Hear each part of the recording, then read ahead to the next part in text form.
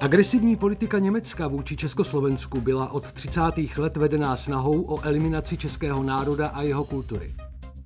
Cílem byla totální germanizace českomoravského prostoru, po jejímž uskutečnění by následovalo osídlování tohoto území německými kolonisty.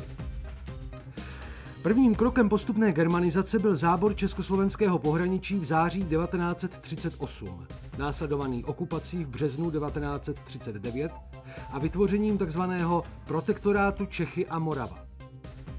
S malým časovým odstupem v létě 1939 vznikly po sobě hned 3 varianty na umístění rozsáhlého vojenského cvičiště na území jižně od Prahy.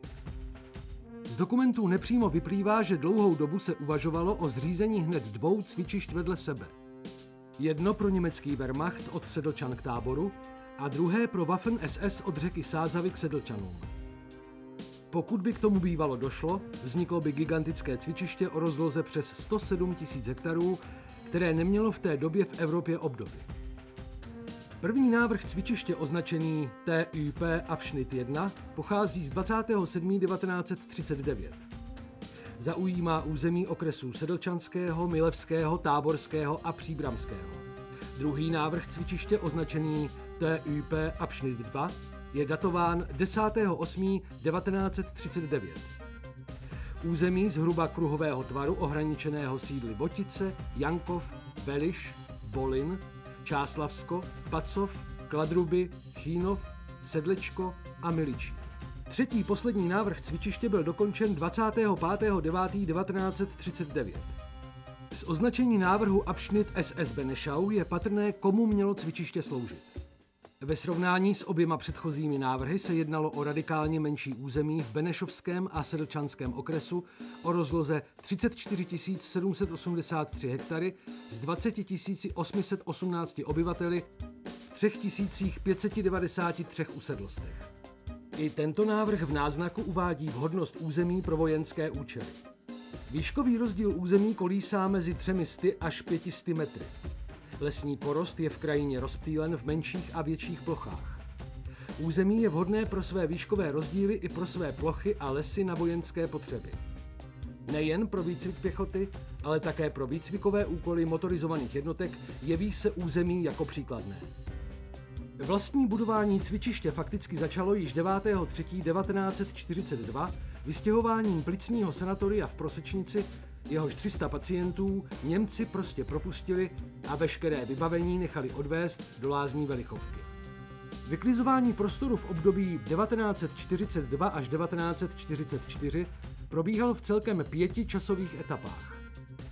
Ke dni 31. 3. 1944 přesídlovací kancelář Ministerstva vnitra uváděla, že dosud bylo zřízením cvičiště postiženo celkem 65 obcí a 144 osad, 8 619 rodin, respektive 30 986 obyvatel. Vysídlené území zabíralo celkovou plochu 43 350 hektarů. Obvod cvičiště byl takřka hermeticky uzavřen.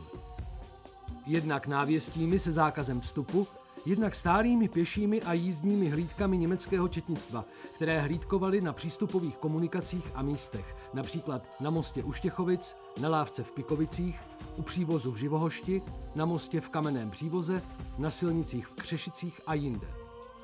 Obyvatelům, kteří zůstali jako pracovní síla na cvičišti, byly vydány velitelstvím cvičiště zvláštní legitimace. Jiným osobám byl vstup do prostoru cvičiště umožněn jen na základě odůvodněné žádosti. Už co jsme byli tady z toho nezabraného, tak jsme museli mít Ausweisy i s fotografií. A tady už nám šel vždycky vstříc, když jsme šli ráno do Bilice do školy. Voják na kobyle německý, ten byl úplně samý to železí. A ten kůň nám stál až takhle před nohama a on zařval halt a Ausweis. Toho jsem se bála, toho jsem se skutečně bála. Přesto jsme věděli, že bude, ale to jsme jen čekali, kdy nás těma kobylama pošlape.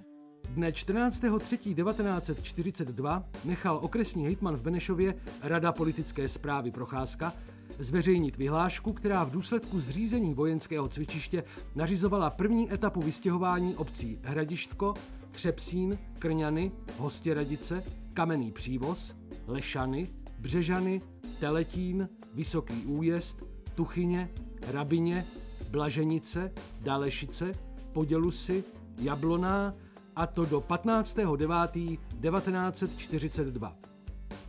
Obyvatelé byli povinni se vystěhovat s pomocí přesídlovací kanceláře Ministerstva vnitra v Benešově a prostřednictvím stálých četnických hlídek hlásit přesnou adresu nového bydliště.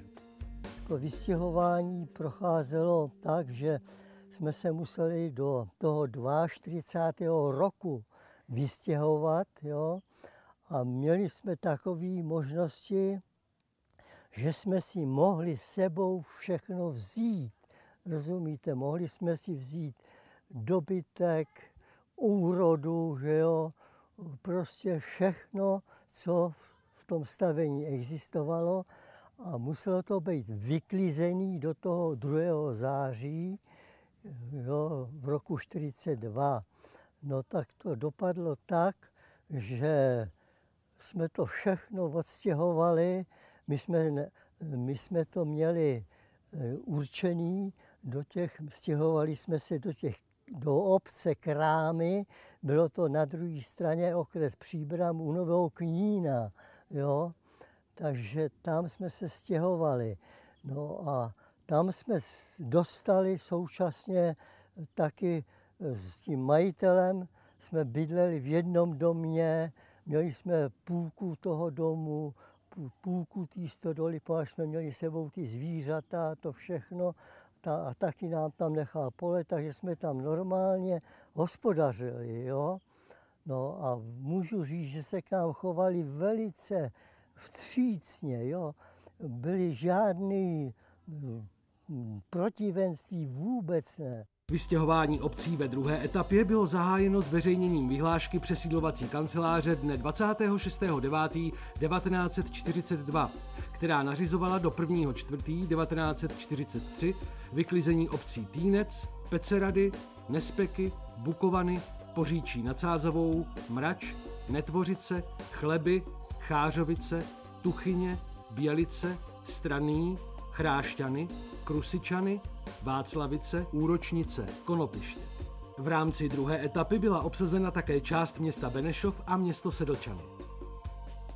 Já, když se pamatuju, když jsme se pak přistěhovali do těch Svinů, tak naši vezli si, my jsme už tady museli všechno nechat, inventář, živej i mrtvej, a naši si vezli nějaký jenom lopaty a takové normální věci na tom autě a chytli je ty tady, jak je, no na Bystřici, to rozcestí Benešov Bystřice, tady za Jírovicema. Tak tam udělali šťáru, no nic tam nenašli, no ale asi za týden, co jsme tam byli v těch Svínech, tak tam na nás přijeli, nevím, jestli to byli gestapáci, říkali, že jsou Rakušáci, no nebyli zlí, no ale všechno se jen vyptávali, co jak rak, no. To víte, bylo to všelijaký. Některý lidi v nás brali jako, že jsme něco zkusili, a některý nás brali zase tak, že co jsme tady museli udělat, že nás vyhnali. Vyhláškou ze dne 24.6.1943 bylo nařízeno nejdříve vystěhování území 4. zóny do 31.10.1943, které se týkalo obcí Nalžovické Podhájí, Radíč, Osečany, Kňovice, Nalžovice, Křepenice, Líchovy, Dublovice, Příčovy, Solopisky, Červený Hrádek, Kosova Hora, Štětkovice, Sestrouň, Prosenická Lhota, Suchdol a Hořetice. Vyklizení 3. zóny probíhalo o 2 měsíce déle. Byly vysídleny obce Živohošť, Blažim, Nahoruby, Křečovice, Osečany, Krchleby, Vlkonice, Stranný, Neveklov, Zderadice, Neštětice, Zahrádka, Přibyšice, Tisem, Tvoršovice, Nesvačily, Bystřice, Jírovice a Konopiště. Konečně nařízení o vystěhování obcí 5. etapy bylo oznámeno dne 24.11.1943. Termín byl stanoven do 1.4.1944 a týkal se obcí Štětkovice, Prosenická Lhota, Minartice, Šebáňovice, Drachkov, Rudoltice, Vrchotovy Janovice, Bezmíř, Křešice, Olbramovice a Boškovice. Tím byl SS-Truppenübungsplatz Benešov kompletní. Město Benešov, ležící na východním okraji cvičiště, sice nebylo prozatím zahrnuto do evakuačních plánů, nicméně se Němci netajili s tím, že k tomu někdy dojde. V polovině března 1942 byla vyklizena budova piaristické koleje a bylo zde zřízeno velitelství SS-Truppenübungsplatz Benešov. I když se Benešov stal jako největší aglomerace v oblasti přirozeně posádkovým městem SS, k uskutečnění takto dalekosáhlých plánů však nakonec nedošlo. Nicméně část města byla skutečně zabrána pro vojenské účely. V dubnu byly uvolněny v západní části města některé vily pro ubytování důstojníků SS, v květnu byla zabrána kasárna vládního vojska. V srpnu budovy 3 benešovských škol pro ubytování prvních jednotek SS a v listopadu vznikly z benešovského gymnázia vojenské ubikace. Dne 15. března 1943 byl zabrán zámek Konopiště i s přilehlým okolím a došlo sem k přesunutí velitelství cvičiště. Od 1. října 1943 bylo cvičiště přejmenováno na SS-Truppenübungsplatz Béme. Benešovské cvičiště SS mělo jak v protektorátu, tak ve struktuře SS poměrně výjimečné postavení. Především jeho území bylo vyňato z pravomoci protektorátních úřadů a podléhalo výhradně říšské jurisdikci. Vedle toho, že sloužilo k základnímu výcviku dělostřeleckých, ženijních, protitankových a pěších jednotek a zajišťovalo přípravu aktivních i záložních důstojnických kádrů, svou ubytovací kapacitou umožňovalo přechodné umístění až 30 000 mužů a rozlohou dovolovalo velká taktická součinnostní cvičení s ostrými střelbami až do stupně divize. Nezanedbatelný je i fakt, že sloužilo jako výhodná operační základna oddílů SS pro jejich bezpečnostní akce při působení v protektorátu. Především v prostoru cvičiště byl plánovaný vznik vojenských škol SS, pro které bylo potřeba vybudovat patřičné zázemí a výcvikovou infrastrukturu. Jako první přišla na řadu obec Hradišťko. Velitelství ženijní školy zabralo zdejší zámeček a z bývalého dvora vznikla kasárna pro mužstvo. V prostoru mezi vilami občanů Horáka a Měřínského Němci začali s výstavbou důstojnické jídelny s klubem tzv. Führerheim. A naproti vznikla škola SS Pionierschule neboli ženijní škola SS Hradišťko. Ve stejném období začali s výstavbou silnic z Hradišťka do osady Pikovice o délce 3 kilometrů a z Brunčova do Hradišťka v délce 1 kilometru. V Pikovicích a Brunčově vznikly přístaviště a skladiště ženijního materiálu.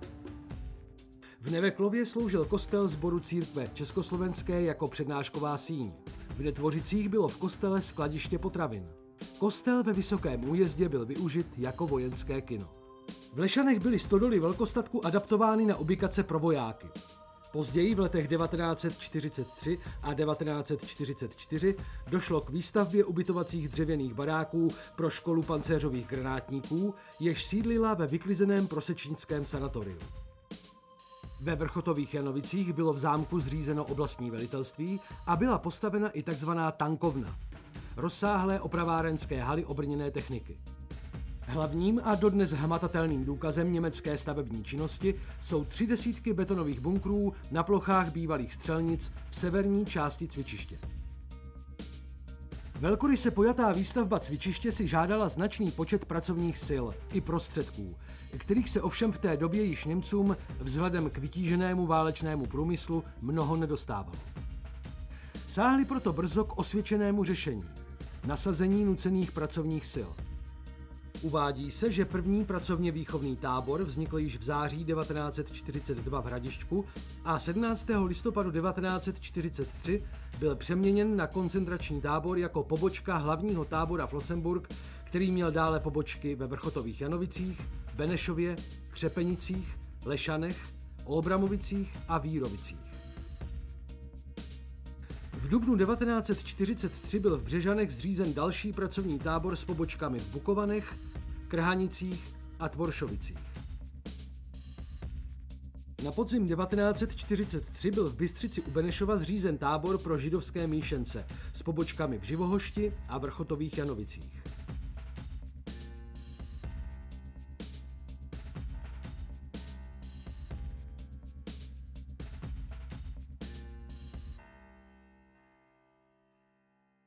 Hospodaření v prostorech, kde se nerozkládaly plánované střelnice, zajišťovaly tzv. SS-hofy, neboli hospodářské dvory v režii SS. Dvory měly být přidělovány za odměnu zasloužilým příslušníkům z řad SS a to české obyvatelstvo, které zůstalo, se mělo stát pouhými nádenními otroky.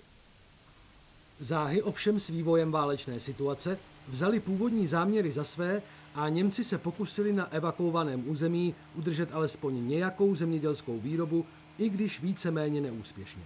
Hlavní vlastně soustředění tady v tom vysílání byla Pražská ulice. Ty chodili na ty dělat k tomu SS-hofu, že jo, to byli vlastně takový ty pracovníci, co se tady museli obdělávat pole, pěstovala se zelenina, že jo, všechno pro vojsko, no. První z vojenských škol na území cvičiště SS byla dne 1. července 1942 zřízena ženijní škola SS Pionýrschule v obci Hradišťko a byla jí přidělena část cvičiště od soutoku Vltavy a Sázavy až k obci Třepsín. Organizačně sestávala škola z velitelství a štábní roty, 3 výcvikových skupin se 3 prapory, řidičské školy a lazaretu. Školu založil podplukovník Willy Boden a původně byla určena jen pro důstojníky ženijního vojska. Její pozdější velitel Emil Klein zpočátku v Hradišťku působil jako instruktor. Po zřízení výcvikové skupiny poddůstojníků převzal velení školy už jako SS Oberführer Emil Klein a zde se trval až do konce války. Úkolem školy bylo zajišťovat výukové kurzy pro technické důstojníky, školit opraváře pro dílenské jednotky, provádět vývojové práce na zbraních, technice a munici pro ženijní vojska. V Hradišťku a přilehlém okolí byly pro ženijní výcvik mimořádně vhodné přírodní podmínky. Vodní plochy, rozsáhlé lesy s úzkými, hlubokými roklemi, které se střídaly s poli a vesnicemi. Ve středu oblasti se prováděl taktický výcvik a zkoušely se zde nové typy zbraní, jako například protitankové pancéřové pěsti nebo lehký nosič nálože zvaný Goliáš pro ničení těžko přístupných opevněných postavení. Na břehu každé řeky bylo speciální ženijní vodní cvičiště s přístavišti a skladišti. Wasserübungsplatz Sassau na levém břehu Sázavy v Pikovicích a dodnes patrné Wasserübungsplatz Moldau na pravém břehu Vltavy severně od Brunšova. Prostor byl využíván ke kotvení útočných člunů a k nácviku vodních výsadků.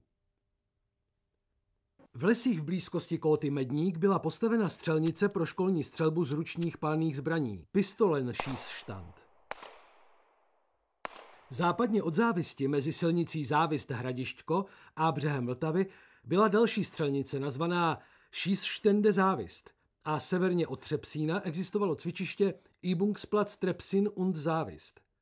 A samotná vesnice Třepsín byla určena jako takzvaná cílová plocha.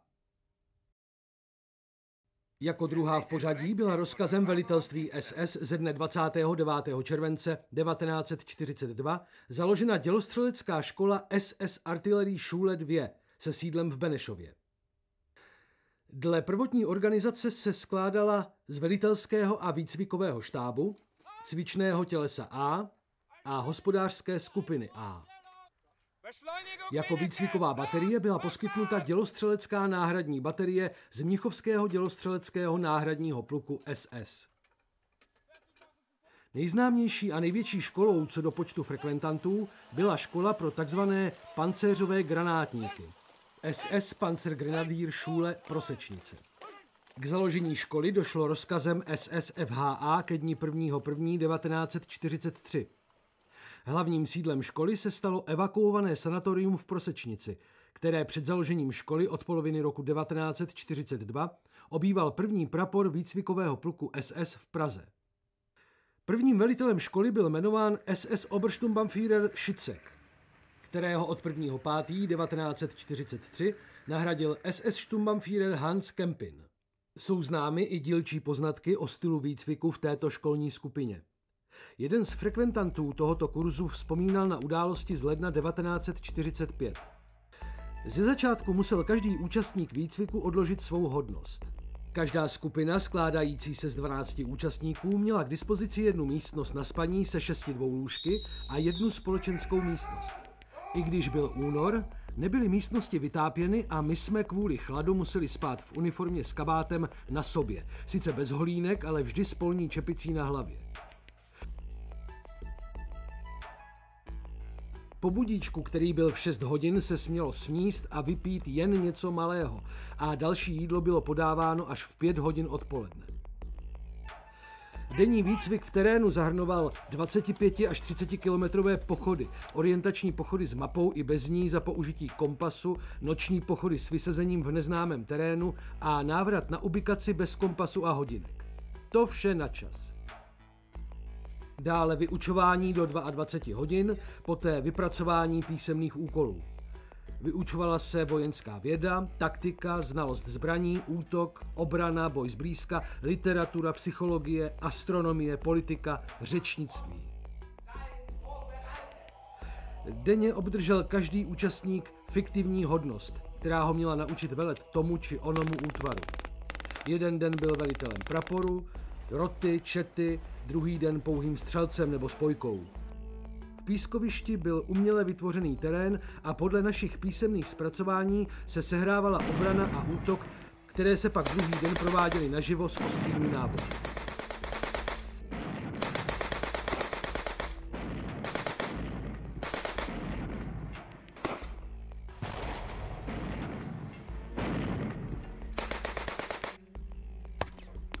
Na severovýchodním okraji cvičiště byla zřízena ke dni 17.9.1943 další SS Sturmgeschützschule, škola útočných děl se sídlem v Bukovanech. Dle první organizace se skládala z velitelského štábu, 3 výcvikových skupin, 1. až 3. zaměřovací baterie, výcvikové baterie a automobilní baterie s výcvikovou dílnou. K 15.7.1944 byla stávající škola útočných děl přejmenována a reorganizována na školu stíhačů tanků SS Panzerjägerschule a byla přesídlena do Vrchotových Janovic. Nicméně výcvik osádek zůstal zachován a vlastně se jednalo o školu stíhačů tanků a útočných děl. Celková plocha cvičiště zabírala přes 43 000 hektarů. Z této plochy představovalo značnou část cílové území, takzvaný Zielgebiet, to je plochu, do které byly směřovány ostré střelby. Cílová oblast se nacházela zhruba ve středu cvičiště s městem Neveklovem jako přirozeným centrem. Vysídlené obce sloužily jednak jako terče, ale také jako přechodné polní ubytování cvičících jednotek. Dále po vnitřním obvodu cvičiště byly postupem času zřizovány střelnice pro ostrou střelbu a závěrečná cvičení, takzvaný Schießbahnen a Kampfbahnen, což byly územně vymezené obdélníkové plochy o šířce několik desítek a stovek metrů a délce i několik kilometrů, situovaných tak, aby jejich hlavní palebný směr mířil právě do středu cílového území. O počtu lokací a plánovaných střelnic víme následující. Zřejmě původní záměr výstavby cvičiště předpokládal zřízení těchto střelnic kolem cílového území. První Vysoký Újezd Dalešice, druhý Maskovice Netvořice, třetí Chleby Dunávice Bukovany Krusičany, čtvrtý Chlístov Úročnice Hrusice, pátý Přibyšice Chvojen, šestý Mlýny Doloplazy, sedmý Hůrka Maršovice, 8. Rudoltice Strnadice, 9. Štětkovice Suchdol Kňovice Osečany Kňovice Musík. Prakticky od počátku budování cvičiště byly na jeho území konány ostré střelby. Jedny z prvních doložitelných střeleb za účasti dělostřelectva byly vykonány 19.1.1943 v čase 10 hodin až 16 hodin v prostoru ohraničeném místy Teletín, Vysoký Újezd, Lhota, Tuchyně, Radějovice, Raclavice, Netluky, Jablonka, Jabloná, Stromeč. Palebné postavení se nacházelo jižně od silnice Tloskov-Netluky na úpatí kóty 478 Řezáky. Palebný směr vedl zhruba severozápadním směrem, tedy ven z prostoru cvičiště mezi Dalešicemi a Blaženice. O významu cvičiště na Benešovsku svědčí i fakt, že závěrečných cvičení se mnohokrát účastnila i nejvyšší elita SS a v neposlední řadě německý státní ministr pro Čechy a Moravu Karl Hermann Frank. Jak bylo již několikrát uvedeno, vyvrcholením výcvikové činnosti vojenských škol bylo závěrečné bojové cvičení, jímž byl ukončován každý školní kurz. Nejvýznamnější hmatatelnou připomínkou na německou vojenskou přítomnost na Benešovsku jsou dnes téměř 3 desítky malých betonových bunkrů roztroušených v severní části cvičiště. V této oblasti byly zřízeny 2 střelnice, a to Kampfbahn 3 Chleby a Kampfbahn 4 Chlistov. Pro obsluhu a pozorování probíhajících ostrých střeleb bylo vybudováno několik typů pevnostních objektů v různých stupních odolnosti. Nejmenší na Benešovsku stavěné objekty, takzvané pěchotní úkryty, což je doslovný, ale možná zavádějící překlad termínu Infanterie-Deckung, nebyly zde na rozdíl od jiných vojenských prostorů stavěny v nijak rozsáhlém počtu. Jedná se pouze o 6 objektů v nejnižší odolnosti, Splittersicher, převážně se nalézající na střelnici Kampfbahn 3 Chleby. Základem objektu obdélníkového půdorysu je malá úkrytová místnost s pozorovací štěrbinou, do které se vstupuje krátkou boční chodbičkou z čelní strany objektu. Naopak nejrozšířenějším typem objektu je dělostřelecká pozorovatelna, nepodobná předchozímu typu objektu. Opět se jedná o stavby obdélníkového půdorysu s jednou pozorovací místností a krátkou boční přístupovou chodbičkou. Hlavní rozdíl od předchozích pěchotních úkrytů je především v pozorovacím průzoru opatřeném na vnější straně stěny několika ozuby, které měly odrážet případné střepiny při náhodném blízkém zásahu v okolí objektu. Pozorovatelny s větším úhlem pozorovacího sektoru obecně nepatří mezi příliš rozšířené. Zřejmě sloužily jako velitelské stanoviště důstojníkům řídících cvičení, případně vyšším štábům a inspekcím, a proto byly stavěny zpravidla ve vyšší a nejvyšší odolnosti na místech dalekého rozhledu.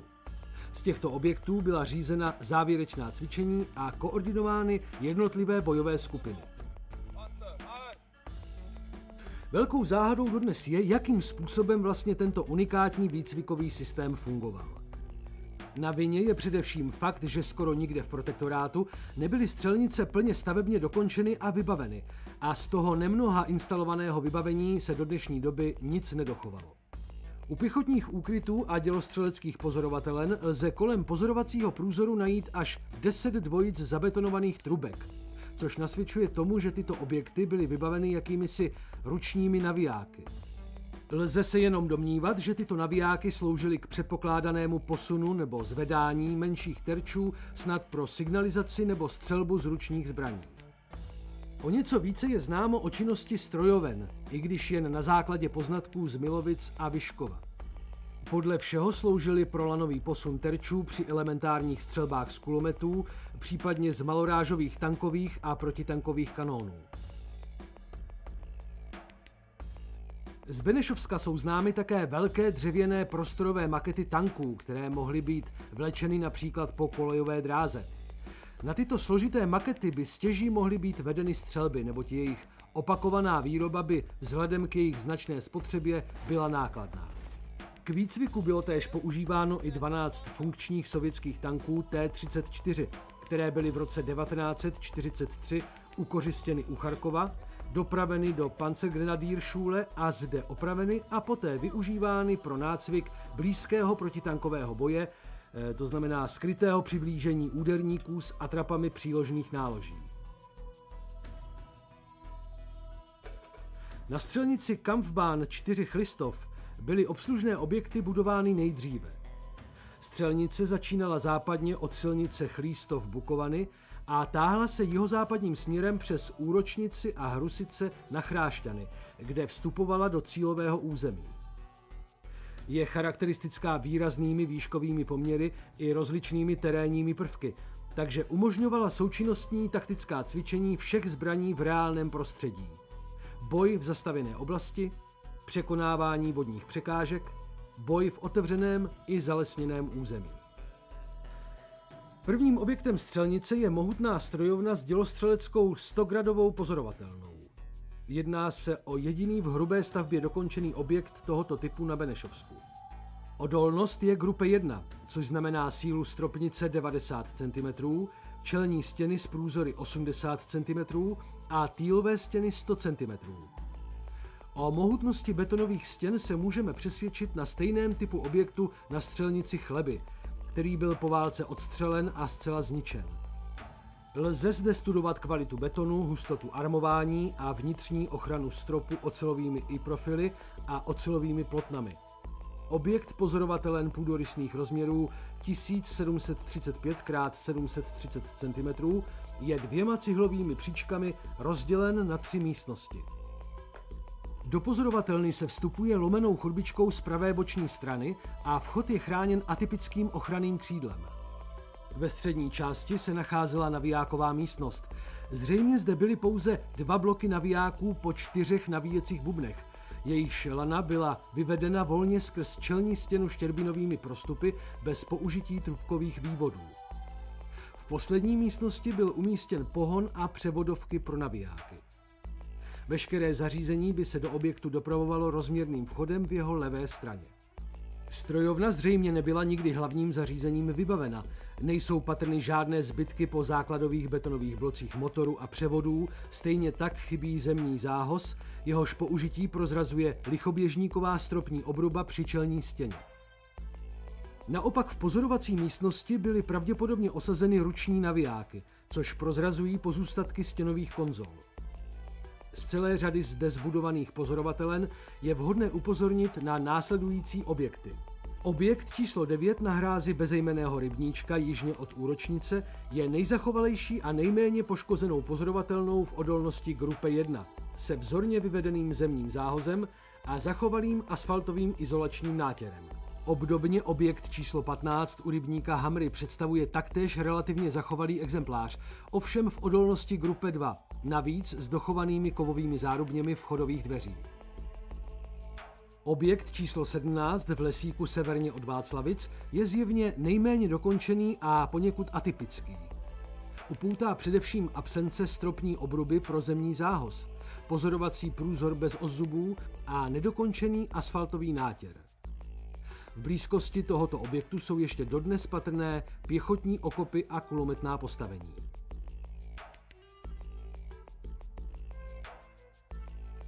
Na konci obce Úročnice byl realizován pro nás další velmi zajímavý objekt. Je jím mohutná dělostřelecká 200gradová pozorovatelna v odolnosti grupe 2. Je umístěna na vrcholu prudkého svahu spadajícího prudce k hrusickým rybníkům a kdysi z ní byl zřejmě značný výhled do středu střelnice. Půdorysně má objekt tvar poloviny pravidelného šestiúhelníku s levostranným čelním vchodem a krátkým ochranným křídlem. Podél týlové stěny objektu prochází dlouhá chodba, ze které se vstupuje do 2 pozorovacích místností s půdorysným tvarem pravoúhlého trojúhelníka. Každá pozorovací místnost má ve své nejdelší stěně jeden velký průzor, který zvenčí zabírá celou délku lomené stěny objektu.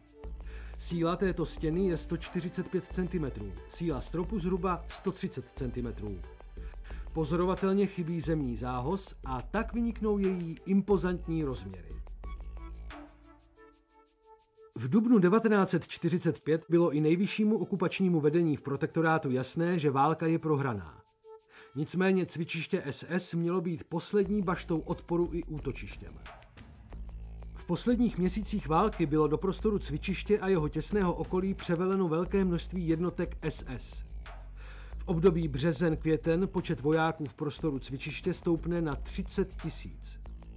Na dobových mapách vidíme, že na území cvičiště bylo plánováno hned několik prostorů posledního odporu.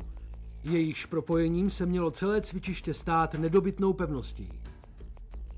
V noci ze 7. na 8. května však náhle velitel cvičiště Karaš uzavírá dohodu o kapitulaci a odchodu vojsk do amerického zajetí s Benešovským národním výborem.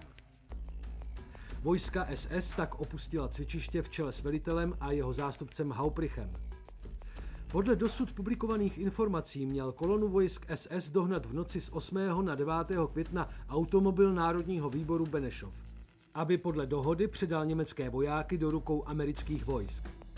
Stalo se tak na mostě u Kamíka nad Vltavou 9.5.1945 v 10 hodin dopoledne.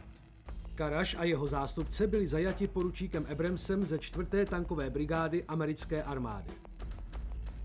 Celá kolona jednotek, tedy spíše podivná směs prchajících lidí a techniky, měla podle svědka délku až 30 kilometrů.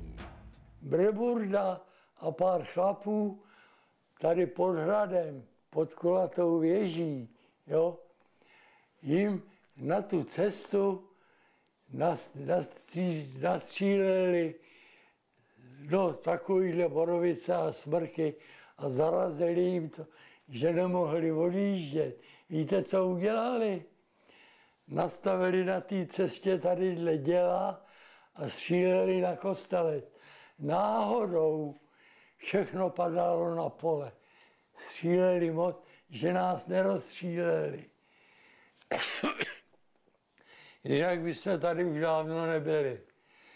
To, když vyklidili tu cestu a pak Učakovi s tím to taky zarazili a tam 6 nebo 7 chlapů, jak je ta zatáčka poslední do Čakovic, jestli to znáte, tak po pravé straně v tom lese byly chaty, tak z těch chat vytáhli je na pole a postříleli.